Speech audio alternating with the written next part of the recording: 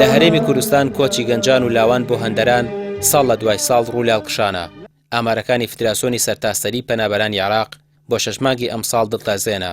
خەمساردی دەسەڵات و نەبوونی هەلی کار و گرفتی ئابووری و کۆمەڵایەتی و سیاسی هۆکاری سەرەکیە بۆ کۆچی گەنجان و حکومەتی هەرێمیش بە پرسی یەکەمە لە کۆچی نایاسایی و ڕێگەی هات و نەهاتی گەنجان و هەنگاونان لە تاریکیەوە بەرەو تاریکی. چارەسەر چییە؟ دیارە ئێمە ئەگەر بمانەوێت چارەسەرێک بدۆزینەوە بتوانین گەنجەکانمان بتوانین کە ئەوانی کە لێرە بمێننەوە بتوانین ژیانێکی شایستە بەخۆیان دابینکەن، ئەبێ ئێمە بیر لەو بکەینەوە کە دەوڵەتێکی سەر بە خۆمانە بێت، دەوڵەتێکە ژیان و کەرامەتی ئینسانەکانی تیا پارێزراو بێت، بیر لە قوارەیەکی سیاسی بۆ خەڵکی کوردستان بکەینەوە.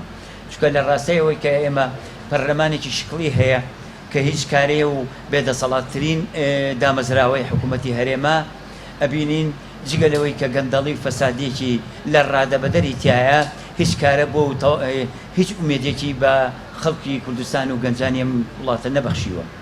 و بەردەوام ئەمڕۆ ئەسپێرن بە بەیانی ئەسپێرن بە دوو بەیانی بەردەوام کێشەکان هەڵە پەسێرن و قەیران لە دوای قەیران سەر هەڵەدات ئەبینین.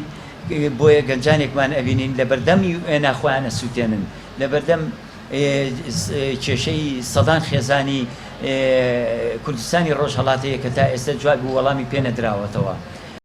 لە سەرەتای ئەم ساڵەوە ئەو پەنابەرانەی لە عێراقەوە گەیشتونەتە ئەوروپا ژمارەیان 42700 پەنابەر بووە. لە ماوەی 6 مانگی ڕابردووش تەنها لە وڵاتی ئەڵمانیا 4000 هاوڵاتی داوای مافی پەنابەرێتیان کردووە کە زۆرینەیان کورد بوون. بەپێی ئامارێکی کۆچی نێودەوڵەتیش لە ماوەی 6 مانگی ڕابردوو لە سەرتاسەری جیهاندا 1688 کۆچبەر لە ڕێگەی ئەوروپا گیانیان لەدەستداوە و سەرڕای ڕێگریەکان لە کۆچی نایاسایی دەوترێت ڕێژەکە دوو هێندە بەرز بۆتەوە. بەداخەوە سەرەتای ئامارەکە بەم شێوەیە.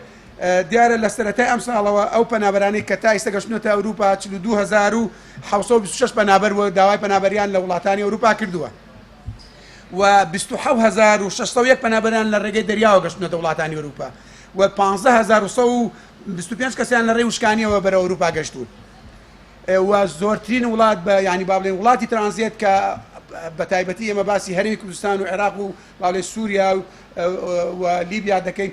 ئەم سێ وڵاتە بوونەتە ترانزیت بریتین لە وڵاتی یۆناان، وڵاتی ئیسپانیا، وڵاتی ئیتالیا و ئامارە فەرمیەکان پێمان دەڵێن بەپێ ئامارێکی فەرمی دەستگای کۆچی ئەڵمانیا لە ماوە 6 مانگی ڕابردوودا 4147 پەنابەری عێراقی داوای مافی پەنابەریان بەست لە ئەڵمانیا کڕواتە ئەوانە ژمارەیەکی زۆریان خەڵکی هەرێمی کوردستانن و بەپێی ئاماری دەستگای نێودەوڵەتی کۆچ دەستگای IOM کۆچی نێودەوڵەتی 6 مانگی ڕابردووە لەسەر ئاسەری گیانە 1460 کەس گیانە لەدەستداوە لەو ینی لە ماوەی ئەم 6 مانگی ڕابردووەیە.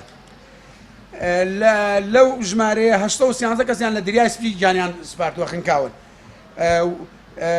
وانێ ئەم ڕێژەی هێندەی ئەگە بەراوردکەی لەگەڵ ساڵانی ڕابردوو ئەم ڕێژەیە دوو هێندە شتێ زیاترە.